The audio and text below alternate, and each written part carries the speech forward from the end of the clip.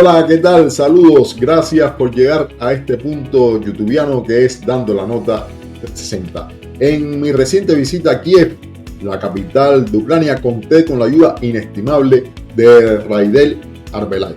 Y no quise yo perder la ocasión, la oportunidad de conocer su testimonio, acercarme a su experiencia, pero no solamente pensando en los últimos 3 años marcados por la guerra, por la invasión de Rusia a Ucrania, sino que miramos más atrás, tanto como 30 años atrás. ¿Por qué? Pues conozca su historia aquí, en esto que es Dando la Nota 360. Otra vez, muchísimas gracias por llegar a este punto youtubiano, y si le parece bien, dejan un like, pero sobre todas las cosas, si le parece bien, compartan esta transmisión.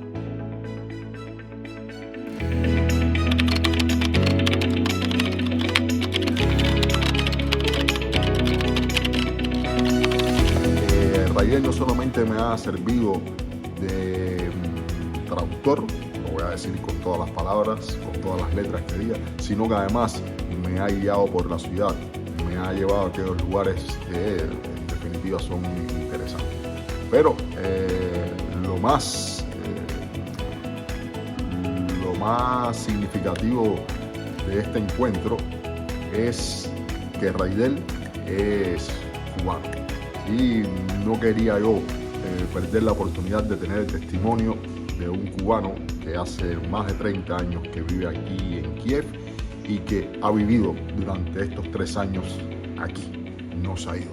Así que Raidel, gracias no solamente por todo, gracias no solamente por haberme servido de guía, de traductor, sino además por también darme tu testimonio.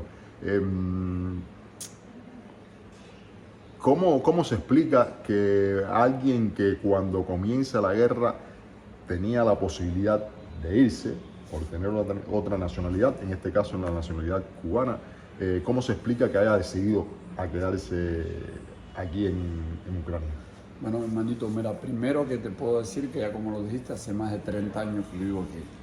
Ya yo tengo 55 años, o sea, de 30 más. Yo vine a estudiar en el 89, te dije, regresé a Cuba en el 93, yo fui de los últimos estudiantes. Como te dije hoy, el sueño mío siempre fue viajar a la Unión Soviética, o sea, se cumplió. Es lo que te decía, yo no, eso es algo que se me metió a mí en el corazón. O sea, ese era el sueño de niño era ese, eso es para que me entiendas. Después yo regreso en el 94, después de terminar mis estudios, porque Cuba nos mandan para Cuba. Yo fui de los últimos estudiantes, el último grupo. Cuando se terminó, yo vi el cambio de la Unión Soviética a Ucrania independiente, yo vi todos esos cambios y yo llego a Cuba, te voy a hablar claro, en el periodo especial. O sea, yo me metí en 93, al final del 93 y el 94, y ya yo entendía que yo en Cuba no iba a vivir. Esto era, yo quería regresar y yo regresé. Y eso, o sea, te hago el preámbulo eso para que entiendas lo que significa a mí para Ucrania. Y después yo viví mi vida aquí, jugué en el equipo nacional muchos años. El equipo nacional de béisbol. De béisbol, sí. Yo jugué desde el 2010 oficial, pero antes yo había jugado en torneos que no se permitía el pasaporte, porque para jugar en la selección nacional tienes que tener pasaporte ucraniano. Yo no lo tenía, porque yo no tenía la intención esa. ¿Y qué pasa? Mis amigos, mi familia, todo es ucraniana, vamos a hablar así.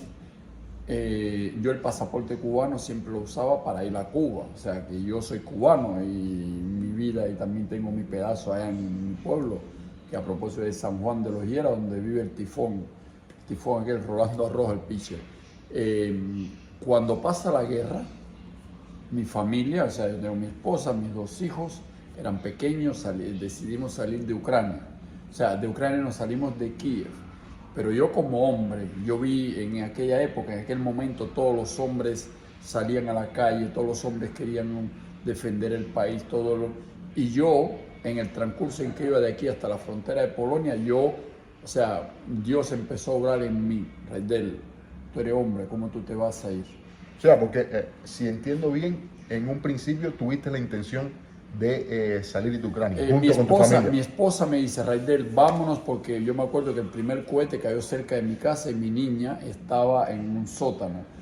Y yo no, yo desde el principio yo tenía la intención de que yo me iba a quedar aquí, yo irme de Ucrania, porque te hablé todos, Ucrania es mi tierra.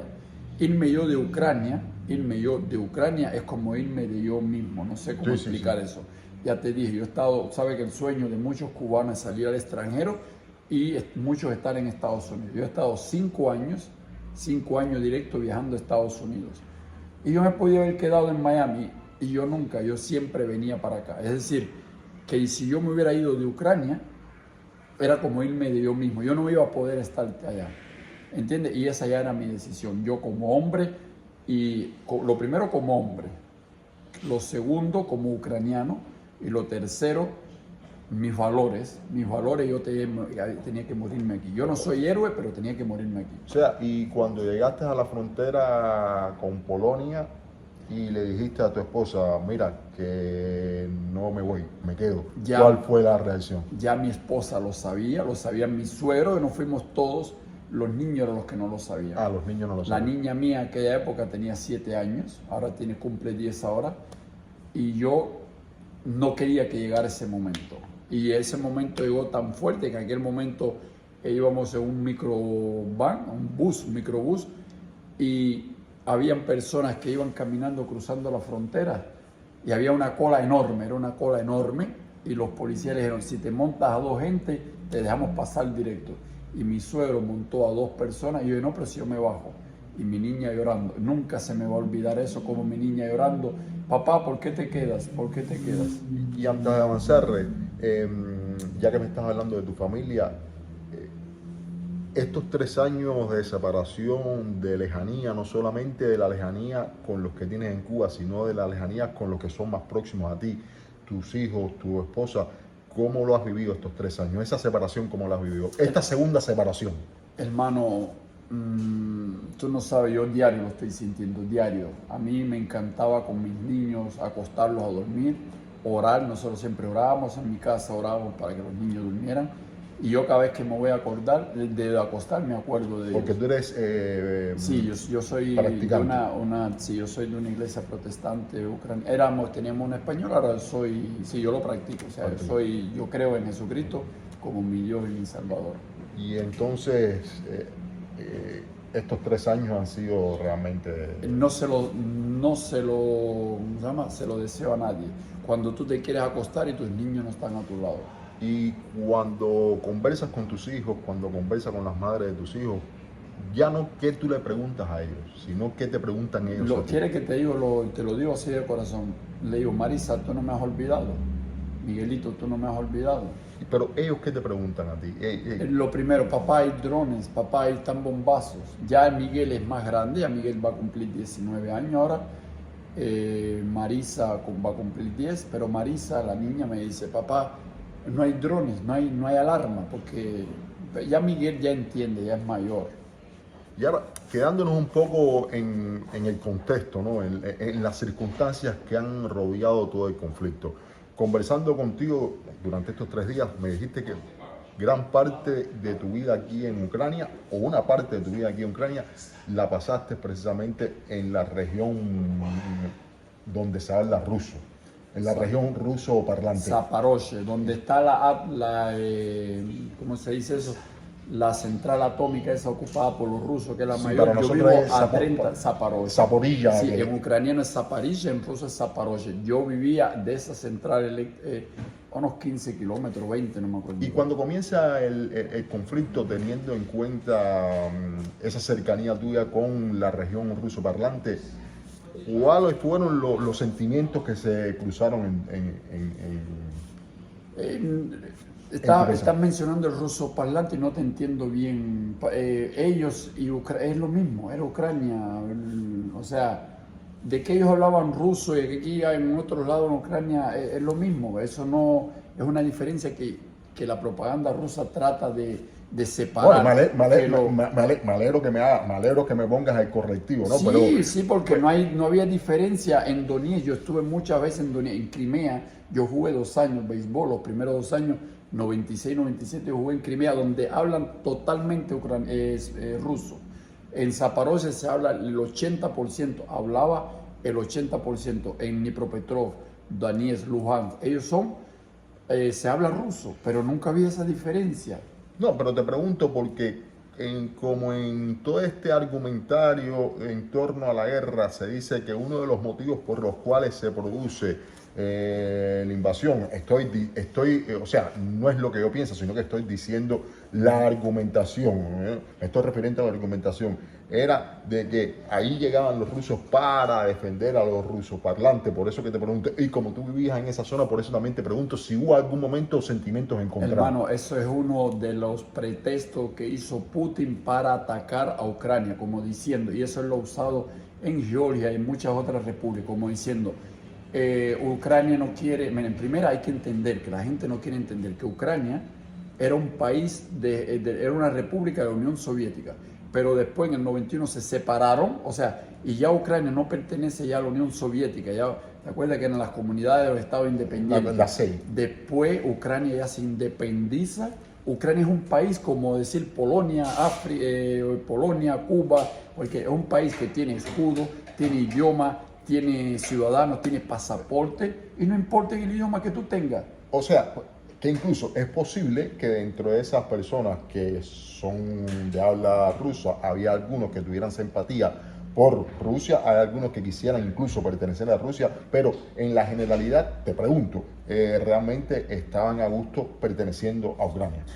Claro, mira, si tú me dijeras a mí dos o tres causas por la cual yo, viviendo, un ejemplo, en Zaporozhye o en esas repúblicas, en esas provincias, vamos a llamar provincia, que me dé dos causas o que me hagan, que sean primordiales para que yo sea ciudadano ruso, yo me callo la boca.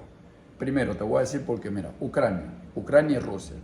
Cuando Ucrania es pasaporte ucraniano, o sea, tú eres ucraniano, no importa en el idioma que hables. Tú puedes ir a toda Europa sin visa. Tú en Ucrania, si tú has visto, en Ucrania se vive mucho mejor que en Rusia, porque Rusia es enorme. O sea, está Moscú, que yo estuve en el 18, el 17, el 21, está Moscú, está Leningrado, pero ya después que tú salgas, yo estuve en Rostov-na-Don, que eso es con frontera con Rusia, y ya eso es una provincia de la Unión Soviética. Es lo mismo, los mismos edificios viejos. O sea, que tú no me puedes mencionar tres ventajas, la palabra, ventajas de que es mejor ser ruso que ucraniano. No me las vas a dar porque no las hay. Es mejor que... Yo hablo ruso, ya te lo dije, yo hablo ruso hasta los días de hoy. Estoy en el mismo centro de Kiev, en un hotel que estoy ahí al lado de la Maidán. Ya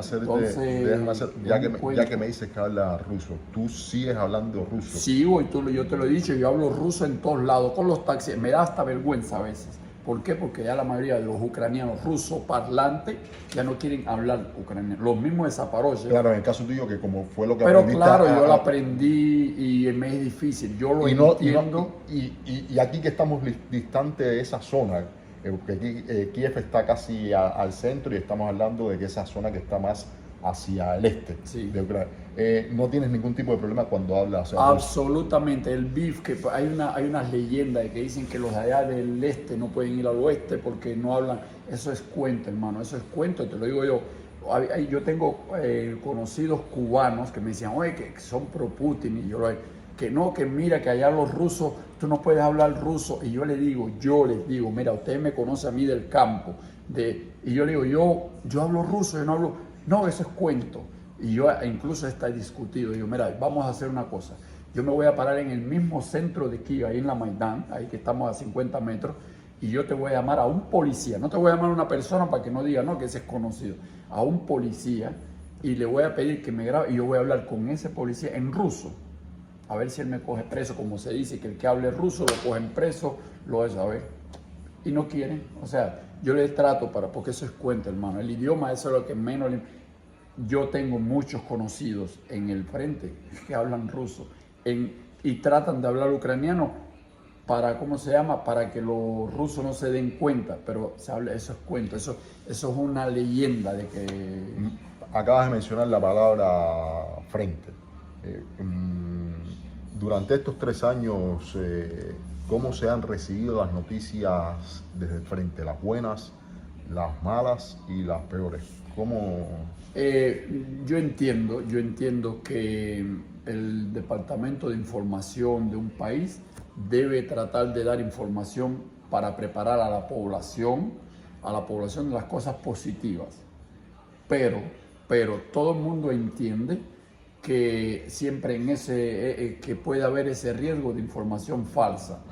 Puede ser que cuando se termine la guerra se van a hablar ya cosas que nosotros en estos momentos no las imaginamos, pero no ha pasado.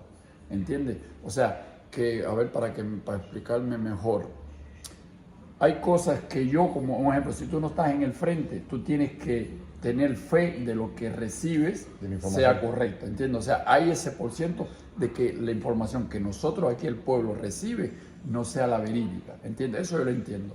Pero como tal, por lo menos ya te enseñé que hay varios canales que tú buscas y si tú ves que la información es real, tú sigues ese canal, pero si no... Y te quiero hacer una pregunta. ¿Cuán cerca has estado tú del frente? ¿Has estado en algún momento en el frente? Hay información que yo no te puedo dar ahora. Yo te puedo decir lo que te puedo decir en estos momentos, que que los drones rusos han estado arriba de nosotros. O sea, yo aquí he servido de voluntario, llevando comida por la iglesia nuestra a la zona de Gerson. He llevado allí a ellos. ¿Y cuál fue el panorama que viste ahí? ¿Cuáles fueron las imágenes que más te impactaron de lo que viste ahí? Yo tengo muchas fotos de eso. Tengo eso se llama un silo, eso es como una aldea. Una aldea que la gente vive ahí. No había era una aldea de más o menos unos 100 casas. Son casas, no son edificios. Ninguna tenía el techo, todas estaban destruidas. Ya te digo, es la línea. El río, el río Dnieper, cuando la represa esa de Kajovska, ¿cómo se llama? Que la explotaron, que toda el agua salió, era ahí mismo. O sea, nosotros estábamos al lado acá del río, ya no había agua y los rusos estaban al otro lado. O sea, que esa zona era el frente y ellos, como la artillería, no había un techo sano y horroroso. La gente lo que no se iba porque no tenía para dónde ir. Es como que tú vivas toda la vida en una casa y las aldeas aquí no se viven muy bien y ellos parece que ya dijeron, vivimos aquí, que nos maten o a lo mejor nos quedamos vivos. Eso es horroroso, horroroso. Y dime cómo ha sido el día a día en estos 3 años. El día a día, mira, yo como cristiano te voy a decir, yo 33 años, yo no era cristiano, yo no creía en nadie, yo creía en mí. Después que yo me convertí a Cristo, yo entendí muchas cosas. Yo entendí que había que confiar en un Dios. Yo incluso hablaba a mucha gente, le decía, mira, Dios, según la Biblia, va a proteger, dice que no te va a caer a los tuyos ni ¿cómo se dice? Ni un pelo de tu cabello se va a caer. O sea, había muchas cosas, promesas de la Biblia que yo las creía y yo me agarraba a esas promesas. Que Dios siempre te va a defender, hermano, después que yo veo que todos los días caían bombas al lado de tu casa, que arriba de tu casa habían como la batalla esa de las galácticas, porque yo vi eso, que los drones, yo entendí que yo dependía totalmente de Dios. O sea, que Dios ya me había predestinado para algo, para una vida, que Dios sabe el día en que yo me voy a morir y yo sé que ni un dron, ni un cohete me va a matar. Si Dios ya no lo sabe. O sea, yo entendí que yo me rindo. Estás en manos de lo que de Dios. Yo me rindo. Dios mío, tú estás aquí, tú me dijiste que me quedara aquí, yo dependo totalmente. Y ese es el día mío. Yo dependo totalmente de Dios, hermano. Ese es el día mío. Cualquier cosa de Él. Durante estos días que yo he estado aquí, llegué el jueves 9, hoy ya estamos domingo 11, había cierta tranquilidad, y digo cierta tranquilidad porque me imagino que siempre vivían con sobresalto, ¿no? Sin embargo, ya hoy en la mañana, 6:50 de la mañana, sonaron las alarmas, mediodía volvieron a sonar las alarmas. ¿Terminan por acostumbrarse a eso? ¿Cómo pueden ¿Puedo- ¿Cómo pueden llevar eso? ¿Cómo lo pueden llevar? ¿Puedo hacerte una contrapregunta? Sí, sí, sí. Tú la sentiste hoy por primera vez. ¿Cómo tú te sentiste? ¿Qué tú sentiste ahí con la alarma? No. A ver, dime, el primer eso, alarma. No, en un primer momento me despertó la alarma y sentí sobresalto, te digo, no sabía qué hacer. Miré a la ventana y vi cierta tranquilidad y bueno, esa tranquilidad Se te pegó, se te la pegó. asumí. Pero claro, bajé y estaba preocupado, no sabía qué. Esa preocupación, nosotros, hay dos preocupaciones, yo le puedo llamar dos preocupaciones. Una, que tú la expresas con miedo, con temor, con eso. Esa la teníamos nosotros al principio de la guerra, desde febrero hasta medio año. Ya después, esa que es imagen, o sea, ese, como explica, es que yo a veces no sé ni hablar en español, esa expresión, esos miedos que ya tú lo enseñabas, pasan adentro, pero ya tú no lo expresas. Yo estoy seguro que aunque tú veas que estamos tranquilos, que no vamos allá, estamos preocupados. Estamos preocupados. Pero ¿cuál es el nivel cuando suenan las alarmas? Y hablo de Raidel. Ajá. ¿Cuál es el nivel de preocupación que tú tienes? Ya yo lo primero que hago es mirar el canal. Veo el canal de telegrama. Si es un Shahed, un dron de eso, ya yo me relajo. Me relajo porque yo sabemos que un Shahed lo único que puede es como caer tú en la ruleta rusa. Que lo tumben y caiga en el mismo lugar tú. Y como nosotros ya por esperanza que estamos acostumbrados, digo, no va a pasar conmigo. Cuando tú lees que es balística, que es misiles, ya ahí tú te pones tenso. Ya tú te pones tenso, ya tú estás mirando más el telegrama y estás sintiendo a veces nosotros sentimos boom, el bombazo, que es cuando viene el cohete, las tropas antiaéreas le tiran y suena boom. Y ahí ya Porque les explico que además de uno sentir el sonido de las alarmas, también al teléfono, como pasa en muchos países, ¿no? También en el teléfono hay un sistema de alerta y te lleva la alerta al teléfono, ¿no? Hay un app para ello, una aplicación. Y también en esta aplicación uno puede ver el mapa, toda la zona que está bajo peligro, que está en roja, y además uno puede ver qué tipo de alarma es. Si la alarma es por drones o si la alarma es por misiles. Y en el caso de los misiles, ahí sí. Claro, porque hermano no te da ni tiempo, el misil no te puede dar ni tiempo a llegar al metro, a ningún refugio. Ya te digo, el último que vino, que fue antes de tú venir, porque tú llegaste en el momento en que Rusia, Putin hizo una tregua de 3 días y gracias a Dios que por lo menos tú no has sufrido eso. Pero un misil de allá lo tiran de Rusia y llega aquí en 4 o 5 minutos. Y ya hay dos opciones, que no lo paren las tropas antiaéreas y caiga donde va a caer, o de lo contrario, que es lo más peligroso, que lo tumben y el resto tú no sabes dónde puede caer y que se te puede caer a ti. ¿Y con qué frecuencia suenan las alarmas? Te lo voy a decir, desde noviembre del año pasado hasta los días de hace 2 o 3 días atrás, cuando eso, todos los días hubo alarma. Por la noche, antes eran alarmas a las 4 de la tarde, a veces por la mañana, por las 6 y después ya era desde noviembre, todo desde las 10 de la mañana, de la noche, 11 de la noche, siempre hubo alarma hasta ahora, hasta abril, hasta principios de mayo. Marzo del 2022, abril del 2022, los rusos ahí a 30 kilómetros más o menos de Kiev, estoy hablando de Bucha, ¿qué sentiste? Yo sentía todo el día, yo vivía en la otra parte, yo sentía todos los días, mira, desde febrero, desde por la mañana hasta por la noche, tú sentías los bombazos. Y boom, boom, la artillería esa, boom, boom, boom, todo el día. Bueno, yo te enseñé el video del cubano que decía, hoy está más malo que ayer, que yo te lo tengo que pasar. Todos los días, sí. O sea, ese era el sonido que sentía. Pero Raidel, ¿qué sentía? ¿Cuál era el sentido? Asustado, bro, asustado. Con todo, yo te digo, los primeros 2 meses... ¿En algún momento sentiste miedo? Los 2 primeros y los 3 primeros meses estaba asustado. Ya después, tú tienes fe.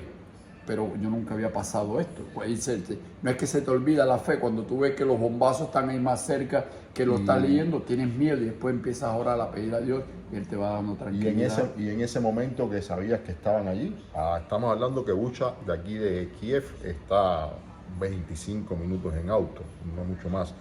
En ese momento que sabías que estaban allí los rusos, ¿te arrepentiste de no haberte ido? No, nunca, nunca. Y hasta los días de hoy no me arrepentí. A propósito, yo en el 23, el equipo mío quedó segundo lugar en el Campeonato Nacional de Ucrania y nosotros fuimos a Polonia, a la Copa de Federaciones en Polonia, y nosotros cruzamos la frontera, no teníamos permiso, y al otro día ya yo quería regresar a Ucrania, porque para mí era algo incómodo que yo iba caminando y los polacos, que no tienen culpa de nada, los niños hacían una vida normal y nosotros ya oíamos hasta las alarmas. Nosotros teníamos las alarmas, no las apagamos, y decían, no, era en Ucrania de alarma. Y ya yo quería regresar. Eso, y no yo, casi todos.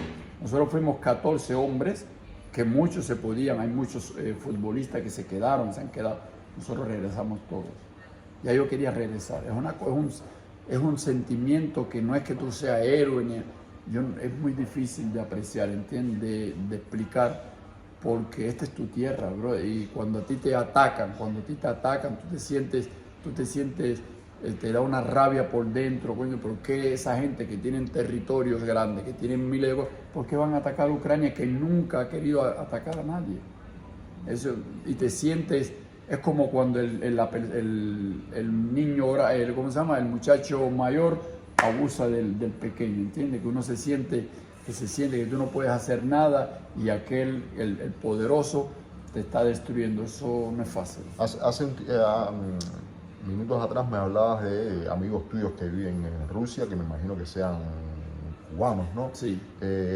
Ahora, ¿cómo es la relación entre esos cubanos que viven en Rusia y estos otros cubanos que viven en Ucrania? ¿Hay tirantes? ¿Hay algún tipo de...? Mira, yo tengo 3 amigos cubanos, o sea, 3 conocidos. Tengo un amigo cubano que juega béisbol con él, vive en Crimea. Se llama Juan, él es de Camagüey, ya es un poquito mayor. Tengo 2 conocidos, o uno con más, que viven en Pensk, en Rusia. Hay uno que está en contra de Putin y el otro es neutral, bueno, tiene su posición. Yo nunca. Ellos en Facebook siempre nos escribimos. El otro, ese me decía, Raidel, que yo no estoy a favor de Putin. Yo mismo le decía, tigre, no escribas nada, yo entiendo ya. Yo tenía miedo hasta por él, porque aquí yo puedo hablar cualquier cosa, lo que sea, pero allá no, porque allá hay un régimen totalitario. Si alguien ve que él allá está apoyando a Ucrania, va preso. Yo le decía, oye, no te metas en eso. Juan, el amigo mío de Crimea, me llamaba, Raidel, ¿cómo está la cosa? Raidel, ¿cómo está esto? ¿Tú estás bien? ¿Tú esto? Y no tocábamos la pelea, o sea, no tocábamos el tema Ucrania, ni la guerra, para evitar, porque Juan, el destino lo dejó allá y a mí aquí, y vivimos mucho tiempo, jugamos juntos, y yo entendía, como hay mucha separación entre los ucranianos y yo no quería con un cubano de allá romper las relaciones, y tratábamos de apoyar a Raidel. Tú sabes que yo siempre estoy a favor de ti, yo no quiero saber nada de guerra, y le digo, Juan, yo estoy vivo, no te preocupes ya, más nada. Y la penúltima, porque uno nunca sabe, porque después van surgiendo preguntas. Después de 3 años, y aun cuando la vida aquí en Kiev es una vida, digamos que normal, estás agotado después de 3 años. Tigre, estoy cansado porque mira, como ya te dije, yo he estado en muchos países del mundo y mi vida, yo siempre viajando, y me siento, por un lado, no me estoy arrepentido de haberme quedado, ya te digo, pero me siento de que estoy encerrado, ¿entiendes? Cuando yo cada año viajaba a 3 países, íbamos a la playa, a Egipto, qué sé yo, y ahora no podemos hacerlo. Estoy cansado de ya ver las muertes. Estoy cansado de ver los testimonios de las personas llorando, que han perdido sus hijos. Estoy cansado de ese abuso de los rusos contra Ucrania. Porque, porque después que decidiste quedarte, ahora no tienes la autorización, por decirlo de alguna manera, de salir del país. Mira, teóricamente yo puedo salir. Yo tengo pasaporte cubano. Yo puedo ir a la frontera y decir, mira, ya yo no soy ucraniano, yo soy... No. Si ellos me toman el dedo, a lo mejor se dan cuenta que yo soy ucraniano, pero En las de esos fronterizas nadie te pide eso. Y yo puedo irme. Ahora, cuando regrese, es posible que tenga problemas. ¿Y en qué se traduciría a tener problemas? Tener problemas que yo violé la doble ciudadanía. En Ucrania no se permite la doble ciudadanía. En Ucrania no se permite, o sea, que yo salí, ellos me dejaron, pero volver a entrar, yo tengo que entrar por pasaporte cubano. Si yo tuviera el pasaporte, un ejemplo, español o pasaporte de tu país, que no necesita visa, no hubiera problema. ¿Por qué? Porque yo entré, un ejemplo, a ti no te revisaron el pasaporte y ya, ¿no? A mí me van a decir, yo como cubano, ¿cómo tú vas a entrar a Ucrania si no tienes visa? ¿Entiendes? Y ahí me van a... Claro, claro. Y yo, al principio yo podía irme, y puedo irme ahora, pero para regresar, y yo no quiero irme para no volver a regresar, ¿entiendes? Claro, entiendo perfectamente. Pues, Raidel, te agradezco que de alguna manera nos hagas entender o nos facilite entender lo que ha pasado en estos 3 años, pero sobre todo te agradezco que me hayas comentado, me hayas contado cómo ha sido la vida de alguien que en su momento pudo haberse ido y decidió quedarse. Ya te digo, yo no me arrepiento de eso, y si lo tengo que hacer ahora sabiendo lo que va a pasar, no me voy, me quedo, ya te digo, yo estoy muy agradecido de este país, yo estoy muy agradecido, me siento ucraniano. Pues muchísimas gracias. No, a ti, hermano, gracias.